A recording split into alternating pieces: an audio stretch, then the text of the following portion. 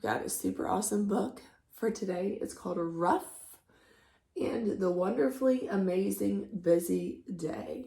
And it's written by Caroline Jane Church. Let's take a look at the front cover and let's make a prediction about why do you think Ruff is so busy? This is Ruff. He is one of the characters in the book. Look at what he has. What do you think he's been busy doing? Looks like probably gardening to me. Maybe it's springtime like it is now. And he has gone to the store and gotten lots of plants to plant out in his garden. Let's read and figure out if my prediction or your prediction are correct. Remember, it's okay if what I just predicted is not true. I'm using my brain, what I already know about these things in the pictures, and I'm just taking a guess. A prediction is a guess about what we think might happen, what we think the story is going to be about. Ruff and the Wonderfully Amazing Busy Day. Ruff was a busy dog. He dug like dogs do, pulling up the weeds and planting pretty flowers in his backyard. Busy, busy, all day long, toodle-oodle, that's my song. Ruff hummed cheerfully as he washed the window of his house. Then he polished the doorknob and swept the step. Another job done. Ruff stopped singing. Sometimes he thought it would be nicer if there was someone else to sing with him. Ruff jumped up, ready to get busy again. There was a grassy, muddy, messy place near the apple tree. I know, said Ruff. I'll make a pond. That's just what the backyard needs. It was hard work digging the hole to make a pond, but Ruff didn't mind hard work. He was digging up an especially big rock when... Help! Cried a squeaky voice. A tiny gray mouse rolled out of the grass at Ruff's feet. What's the matter? Asked Ruff. Someone has dug up my Hubble house, cried the mouse. Ruff quickly hid the shovel behind his back. What's a Hubble house? He asked. I am Hubble, said the mouse, and that was my house. Oh no. Ruff's happy, busy feeling disappeared. He had ruined Hubble's house, and he hadn't even known that a mouse lived in his backyard. Hubble was packing up. Where are you going? Cried Ruff. To look for a new house, Hubble replied. Goodbye. No, wait, stop. Ruff ran around in circles and did somersaults to get Hubble's attention. He crash-landed in the flower bed.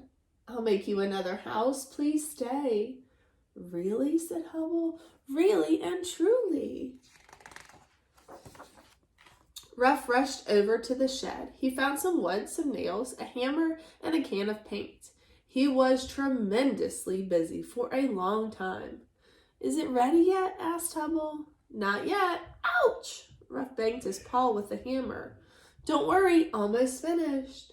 Hubble found ways to pass the time. He did his exercises, he did his knitting, then finally he played his trumpet. Finally, the new Hubble house was ready. It's perfect, said Hubble. You are amazing. So are you, said Ruff shyly. Please play your trumpet again. Don't you think we should clean up first, said Hubble. Clean up, said Ruff. Oh, right, the pond. He had forgotten about it. There was mud and muck everywhere in a half-finished hole. I'll help you, said Hubble, putting away his trumpet and his knitting. So Ruff and Hubble worked together, digging and shoveling and filling the pond with water. And as they worked, they sang. Busy, busy, all day long, wiggle, squiggle, that's our song. Ruff was very happy. The pond was beautiful, just what the backyard needed. And now he had Hubble to sing with it too. What an amazing day. Ruff couldn't think of anything else he could wish for when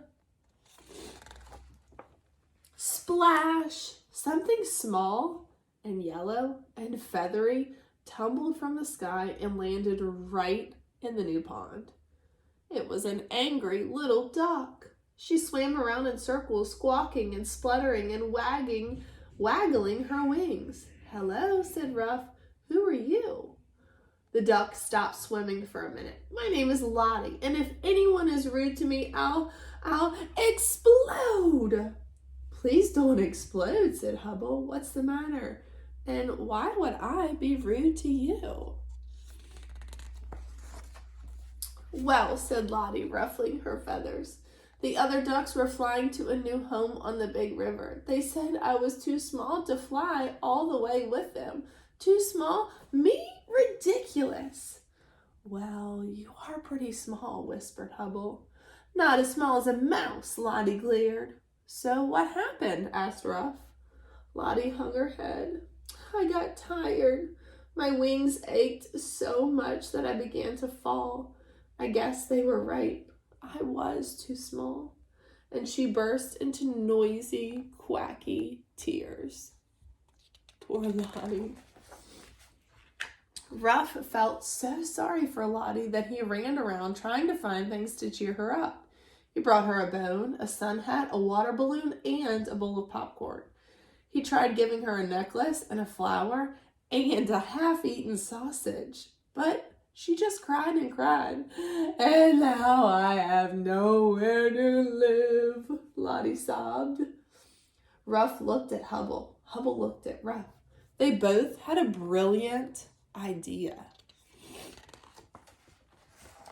"You can live here with us," they shouted. "Here," said Lottie. "In our new pond," said Ruff excitedly. Lottie sniffed. She inspected the pond carefully. She swam around in circles and flapped her wings. She began to sing. "Swimming, swimming all day long, splashy, splishy, that's my song." "So you'll stay?" asked Hubble. "Please," Ruff begged. "A small pond needs a small duck." "You're right," said Lottie happily. That night, when Ruff went to bed, he called out, "Good night, Hubble. Good night, Lottie." When his new friends answered, "Good night, Ruff," he wanted to sing and stand on his head and do somersaults. It had been the most wonderfully amazing busy day. And the best thing was that in the morning, Ruff and Hubble and Lottie would still be together, ready for tomorrow. So my prediction that I made at the beginning about him being busy gardening was a little bit right, but there was a lot more stuff that he was busy doing.